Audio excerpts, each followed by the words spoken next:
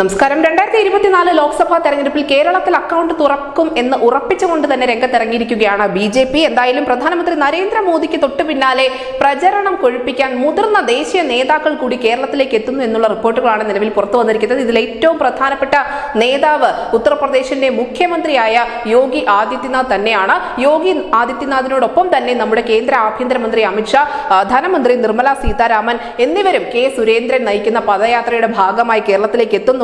തലസ്ഥാനത്ത് അമിത്ഷായും പാലക്കാട് യോഗി ആദിത്യനാഥുമായിരിക്കും പങ്കെടുക്കുന്നത്.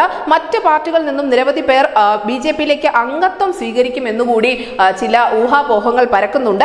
യാത്രയുടെ ഒരുക്കങ്ങൾ ദേശീയ നേതൃത്വം ഇതിനോടകം തന്നെ വിലയിരുത്തിയിട്ടുമുണ്ട്. പദയാത്രയുടെ ലോക്സഭാ തെരഞ്ഞെടുപ്പ് പ്രചരണത്തിന്റെ ആദ്യഘട്ടം പൂർത്തിയാക്കുക എന്നത് തന്നെയാണ് BJPയുടെ ലക്ഷ്യം.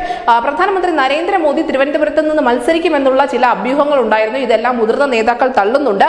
അതേസമയം തന്നെ മോദിയെ മുൻനിർത്തിക്കൊണ്ടായിരിക്കും കേരളത്തിലെയും പ്രചരണം BJP മുന്നോട്ട് കൊണ്ടുപോവുക.